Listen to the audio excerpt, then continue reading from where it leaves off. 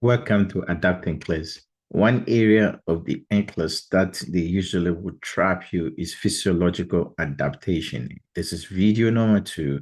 We're going to use common sense, some critical thinking, but this is a strategy how you can master physiological adaptation. 10 questions, NCLEX practice question, using critical thinking to answer these questions. Let's get to it. First question. You already know this. I've already given you the key, but this is the way to approach it. Which action is best? I never said first. I said best. That is your buzzword. Focus on your best answer, not the first answer. Underline it. Pay attention to it.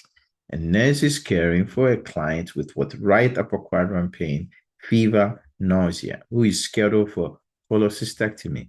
I'm trying to give you everything you need so that you don't have to worry about it.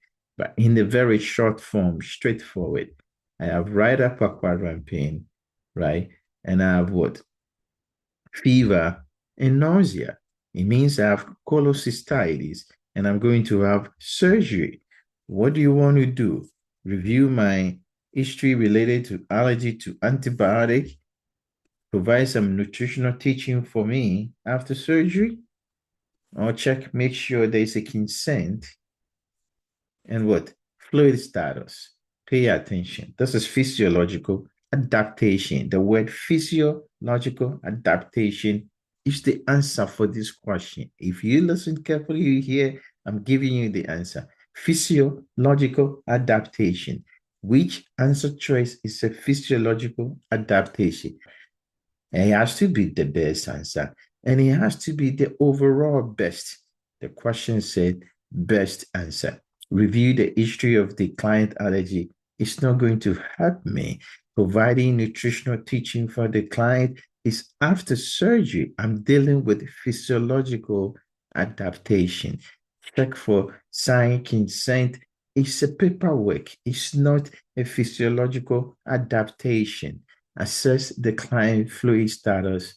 That is a physiological adaptation. So this question is testing you. I just use it as an example to show you that physiological adaptation cares more about emergency, first, best, and situational changes. And always, if there is no information to help you, go back to the physiological stability of the individual, which should come first before paperwork or teaching. Teaching them after surgery is irrelevant. Making sure they have consent is irrelevant at this time. It's a physiological stability of the individual. Patient has fever, right upper quadrant pain, and nausea. Dehydration is the biggest problem. Assess their fluid status. That's your right answer. Number 4. Which electrolyte imbalance should the nurse suspect? A nurse assessing the client will develop what? Carpal, spasm, what? When the blood pressure curve is inflated. Which electrolyte should you expect? Buzzwords, go for the buzzword. Carpal, what? Spasm, and what? When the blood pressure is inflated. That's what is the problem. What do you think? If I inflate your blood pressure on your calf or on your forearm or on your arm and you have spasm, carpal spasm, I know this is related to some electrolyte imbalance. This is what we call Trousseau sign. Which of these will cause that? Is it hypocalcemia? Is it hypermagnesium? Is it hypomagnesium? Is it hypercalcium? Is it calcemia? Is it hypocalcemia? Your content will tell you this is what? Neuromuscular excitability. When everything goes up, then I have to pick answer choice that make things become excitable. The most common electrolyte that make neuro excitable is hypocalcemia and hypomagnesium. When the level is low, everything speed up. When the level is high, everything go down. Therefore, hypocalcemia, hypomagnesium are the right answer. We're dealing with physiological adaptation, and neuromuscular excitability is associated with the low calcium and low magnesium. So these are your answer. Physiological adaptation. Question number 3, which intervention should the nurse prioritize? It does not say first or best. It means you got to prioritize. Most of the time when they say prioritize, it's the best answer you can provide.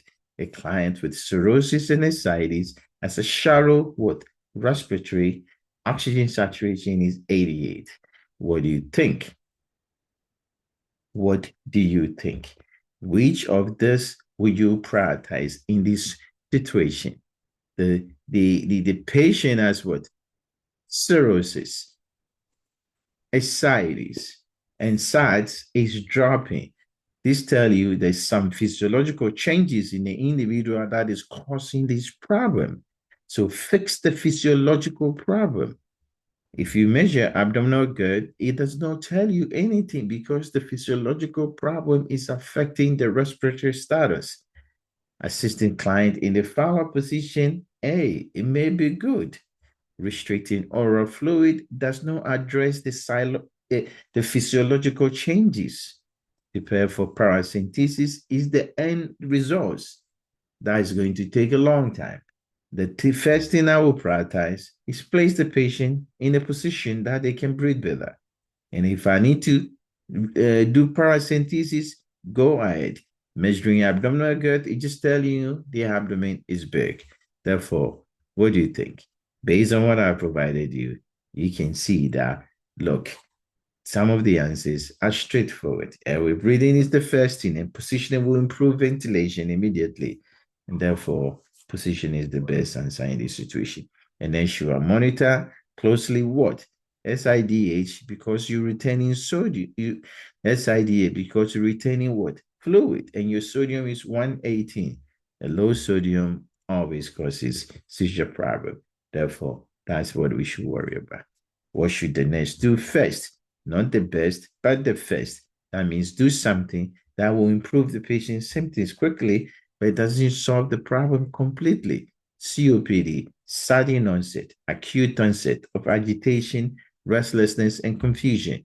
What do you think? You've been listening to me.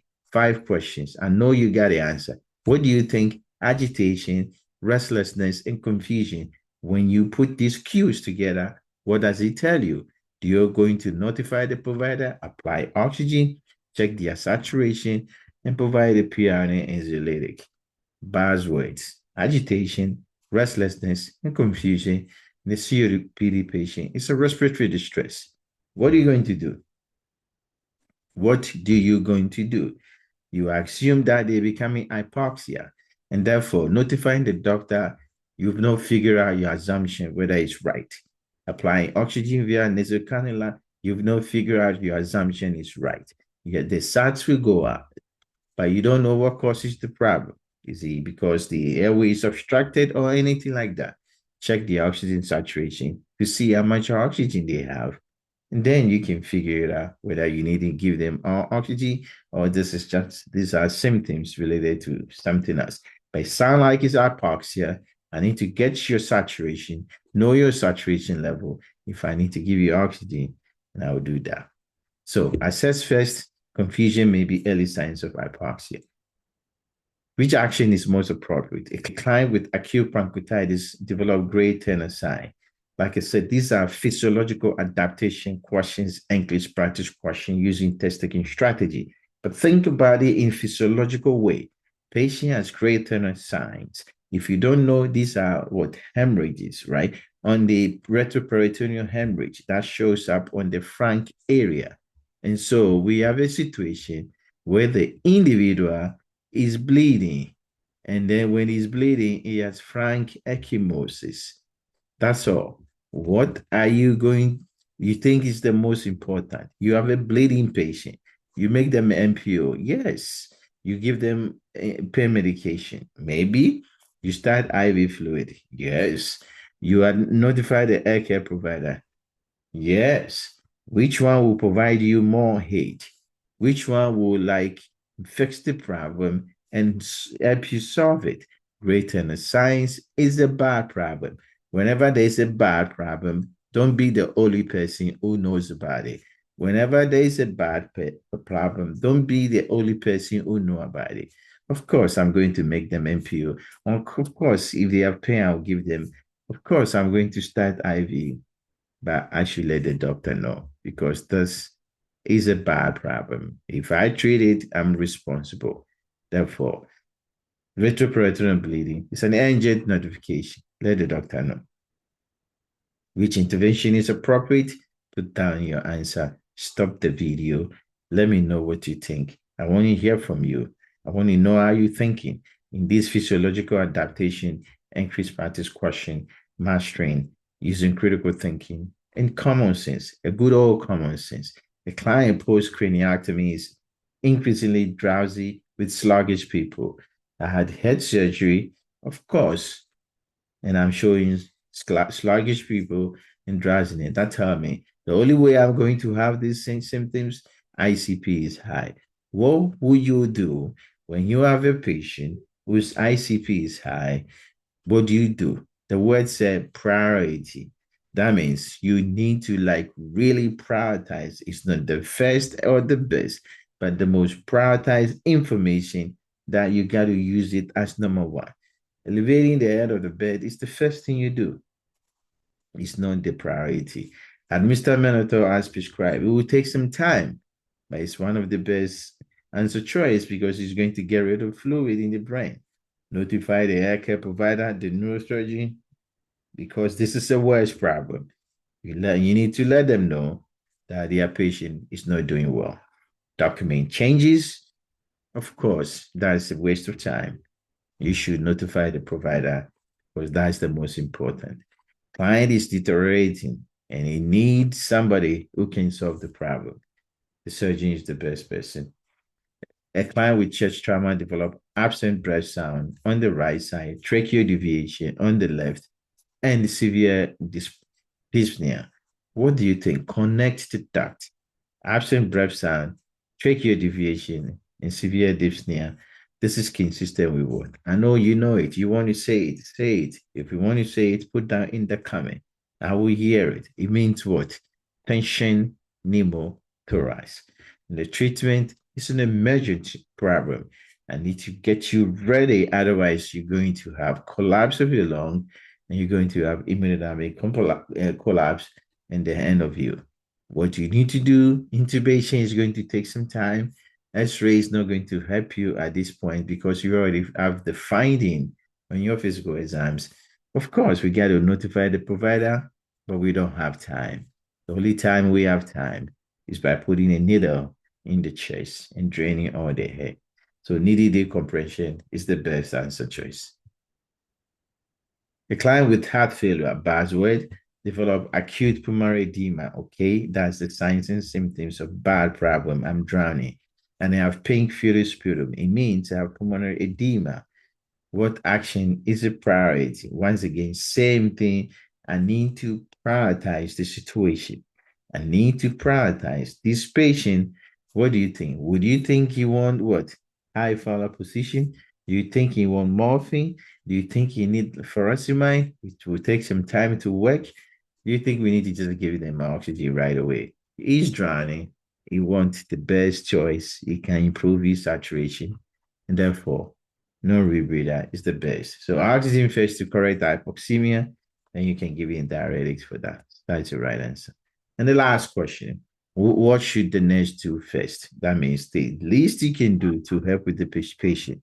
Patient has hip surgery and the sudden shortness of breath, tachypnea, and chest pain. This is what?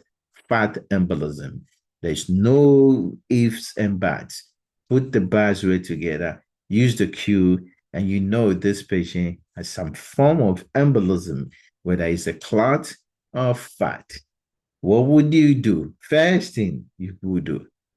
First thing you can do, shortness of breath, tachypnea, cardiac rapid response. Can you do something before that? Checking the patient vitals, it tells you he's not doing well. Heparin, you don't have a diagnosis. I'd rather give the patient oxygen. So oxygen first to correct hypoxemia before anything else. These are 10 questions. questions, critical thinking, common sense, physiological adaptation questions for you to master this concept. This is second video. You have 20 questions to ace these exams. Good luck and thank you for watching. If you need more, check Adapt NCLEX for more content like that. And all the best of luck. Take care.